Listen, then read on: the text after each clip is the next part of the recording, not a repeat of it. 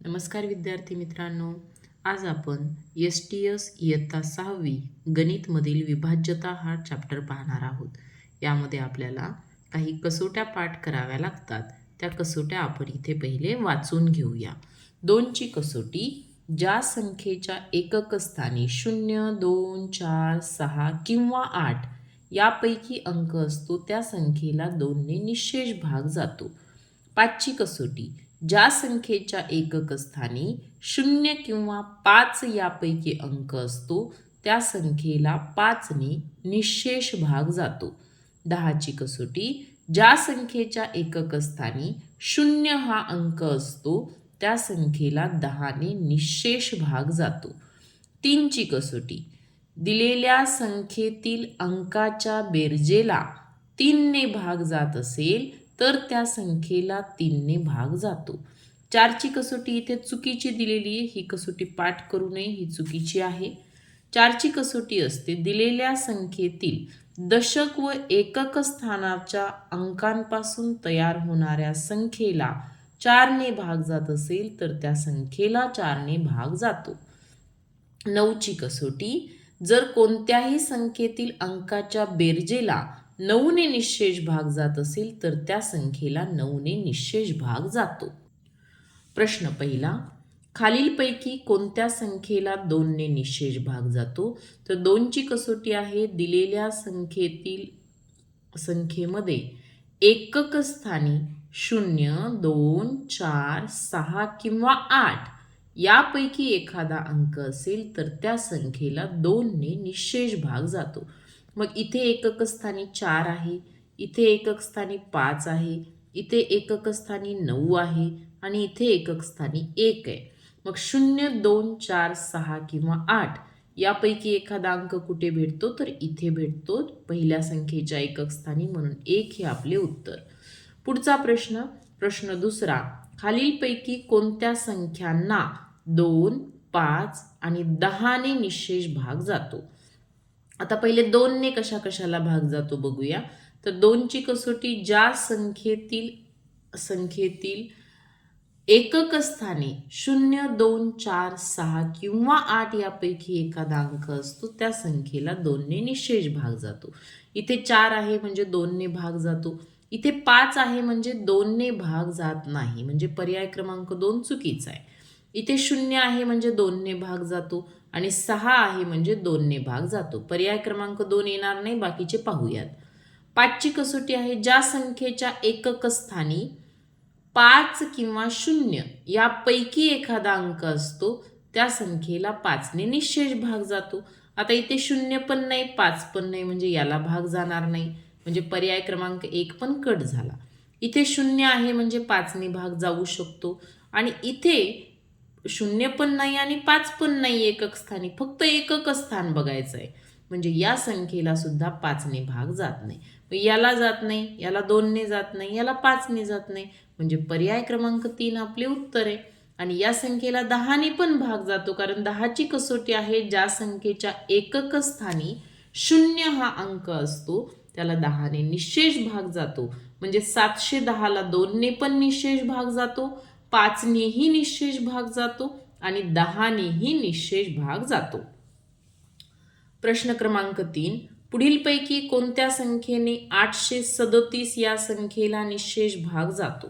पहिला पर्याय आहे 2. आता दिलेल्या संख्येला 2ने भाग जाईल का?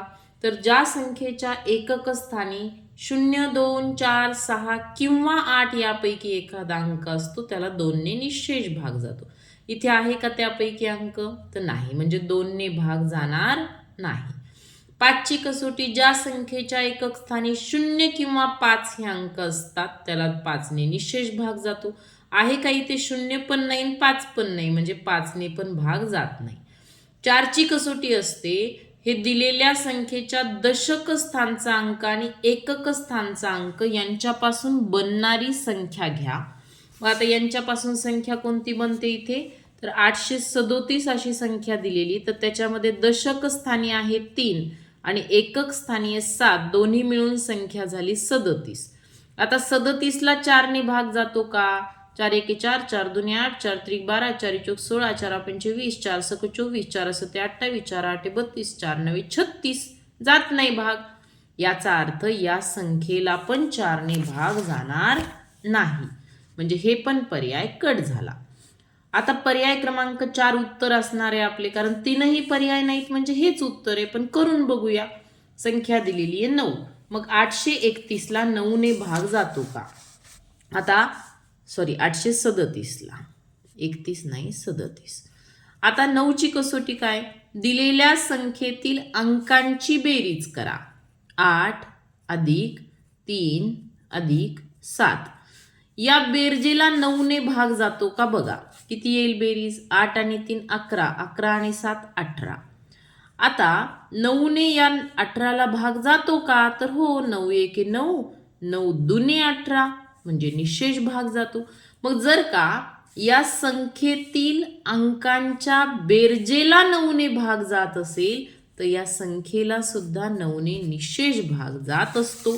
आणि म्हणून पर्याय क्रमांक 4 हे आपल्या प्रश्नाचे योग्य उत्तर आहे. पुढचा प्रश्न पाहूया. पुढीलपैकी कोणत्या संख्यांना 3 व 4 ने निशेष भाग जातो? आता 3ची कसोटी काय आहे? तर दिलेल्या संख्येतील अंकांच्या बेरजेला 3 ने निशेष भाग जात असेल तर त्या संख्येला 3 ने निशेष भाग जातो. मग यांची बेरीज करून बघा. 3 आणि 3 6, 6 आणि 3 9. 3च्या पाड्यात 9 येतात म्हणजे या संख्येला 3 ने भाग जातो. मग 4 ने जातो का? तर दिलेल्या संख्येतील हे दशक आणि एकक स्थानापासून बनणारी संख्या काय होते? 33. मग 4च्या पाड्यात 33 येतात का? तर नाही. म्हणजे 4 ने या संख्येला भाग जात नाही. 3ची कसोटी आहे. संख्येतील अंकांच्या बेरजेला 3 ने निशेष भाग जात असेल तर त्या संख्येला 3 ने निशेष भाग जातो. मग अंकांची बेरीज करा. 9 आणि 6 15, 15 आणि 0 15. 3च्या पाड्यात 15 येतात. होय. म्हणजे या संख्येला 3 ने भाग जातो. 4 ने जातो का बघण्यासाठी दिलेल्या संख्येतील दशक आणि एकक स्थानापासून तयार होणारी संख्या घ्या म्हणजे 60. 4 ने 60ला भाग घालून पहा. जर का 4 ने या संख्येला निशेष भाग जात असेल तर दिलेल्या संख्येला सुद्धा 4 ने निशेष भाग जाईल. 4 एके 4, 4 एके 4, बाकी राहिली 2, 4 पंचे 20. म्हणजे या संख्येला म्हणजेच एक दशक आणि एकक स्थानाने तयार झालेल्या संख्येला 4 ने निशेष भाग जातो. म्हणजेच या पूर्ण संख्येला सुद्धा 4 ने निशेष भाग जाणार आहे. म्हणून पर्याय क्रमांक 2 मधील संख्या आपले उत्तर आहे. इथे 4 ने भाग जात नाही, इथे जातो बघा. दिलेल्या संख्येतील अंकांची बेरीज करा म्हणजे 3ची कसोटी पहा पहिल्यांदा. तर 6 आणि 5 11, 11 आणि 2 13. 13 ही संख्या 3 ने भाग जाणारी आहे का? नाही. म्हणजे या संख्येला 3 ने भाग जात नाही, 4 ने पाहायची गरजच नाही. म्हणून पर्याय क्रमांक 2 ही एकच संख्या आहे जिला 3 व 4 दोन्हींनी भाग जातो. पुढचा प्रश्न क्रमांक 5. 3च्या पाड्यातील सर्व संख्यांची बेरीज किती? किती सोपा प्रश्न आहे बघा. 3चा पाडा लिहून घेतला. काय होतो 3चा पाडा? तर 3 एके 3, 3 दोन्ही 6, 3 त्रिक 9, 3 चौक 12, 3 पाची 15, 3 सख 18, 3 सत्ते 21, 3 आठे 24, 3 नवे 27 आणि 3 दहा 30. या सगळ्यांची काय करा? बेरीज करा. तर 3च्या पाड्यातील संख्यांची एकूण जी बेरीज येते ती येते 165. आणि म्हणून आपल्या प्रश्नाचे उत्तर काय असायला हवे? तर पर्याय क्रमांक 4 165. प्रश्न क्रमांक 6. 1, 2, 3 आणि 5 हे खालीलपैकी कोणत्या संख्येचे विभाजक आहेत? विभाजक म्हणजे त्यांना निशेष भाग गेला पाहिजे संख्येला. आता 180ला 1 ने भाग जातो. 1 ने सगळ्याच संख्यांना भाग जातो. 2 ने भाग जातो का? तर दिलेल्या संख्येच्या एकक स्थानी 0 अंक आहे म्हणजे 2 ने भाग जातो. 3 ने भाग जातो का? तर यांची बेरीज करा अंकांची. 4 आणि 8 12, 12 आणि 0 12. म्हणजे 3च्या पाड्यात 12 येतात म्हणजे या संख्येला 3 ने सुद्धा भाग जातो. 5 ने भाग जाण्यासाठी दिलेल्या संख्येच्या एकक स्थानी 0 किंवा 5 हवेत. मग इथे 0 आहेत म्हणजे या संख्येला 5 ने भाग जातो. म्हणजे 480ला 1, 2, 3 आणि 5 या सर्वच संख्यांनी भाग जातो. म्हणजे हे सर्व 480 या संख्येचे विभाजक आहेत. पुढचा प्रश्न, खालीलपैकी मूळ व संयुक्त नसलेली संख्या कोणती? मी मगाशी तुम्हाला सांगितले की मूळही नाही आणि संयुक्तही नाही अशी संख्या एक आहे. एक ही संख्या मूळही नाही आणि ती संयुक्तही नाही. पुढचा प्रश्न, पुढीलपैकी कोणती संख्या मूळ संख्या आहे? तर बघा, तुम्हाला पाठ करून घेतलेले आहेत मी संख्या, मूळ संख्या 23 ही संख्या मूळ आहे. पुढचा प्रश्न, प्रश्न क्रमांक 9, 4ने व 9ने भाग जाईल अशी सर्वात मोठी 2 अंकी संख्या कोणती? सर्वात मोठी 2 अंकी संख्या असते 99. पण ह्या 99ला 9ने भाग जातो पण 4ने भाग जात नाही, म्हणून हे आपले उत्तर येणार नाही. मग याच्यापेक्षा लहान कोणती? 96 दिली पर्यायात. मग 96ला 9ने भाग जातो का? तर 9ने भाग जात नाही, म्हणून हे पण आपले उत्तर होणार नाही. मग 88 दिली.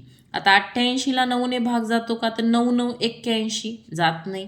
मग 72ला, तर 72ला 9 8 72 भाग जातो आणि 4ने पण भाग जातो. 4 1 4 आणि बाकी राहिली 3 3 दिले इथे, 4 8 32. म्हणजे 72 ही अशी पर्यायातील संख्या आहे जी मोठी पण आहे आणि 4 आणि 9 दोघांनी तिला भाग जातो. बाकीच्या संख्यांना 4 आणि 9ने भाग जात नाही, म्हणून बाकीच्या सर्व आपले उत्तर होणार नाहीत. पुढचा प्रश्न, प्रश्न क्रमांक 10, शेवटचा प्रश्न, खालीलपैकी कोणत्या संख्येला 9ने भाग जातो? 9ने निशेष भाग जातो. निशेष म्हणजे बाकी शून्य आली पाहिजे. मग 9ने भाग जातो का हे बघण्यासाठी दिलेल्या संख्येतील अंकांची बेरीज करावी आणि ती 9च्या पटीत आहे का ते शोधावे. मग यांची बेरीज करा. 8 आणि 1 9, 9 आणि 1 10, 10 आणि 6 16, 9च्या पाड्यात 16 येत नाहीत, म्हणजे हे उत्तर नाही. 1 आणि 9 10, 10 आणि 8 18, 18 आणि 0 18, म्हणजे या संख्येला 9 दुने 18 या संख्येतील अंकांची बेरीज 18 येते आणि ती 9च्या पटीत आहे, म्हणजे या संख्येला 9ने भाग जातो. पर्याय क्रमांक 2.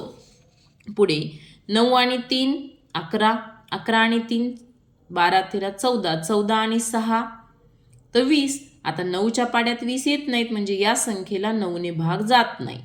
7 आणि 7 14, 7 त्रिक 21, 22 23 24, 9च्या पाड्यात 24 येतात का? तर नाही, म्हणजे या संख्येला पण 9ने भाग जात नाही, म्हणून पर्याय क्रमांक 2 उत्तर.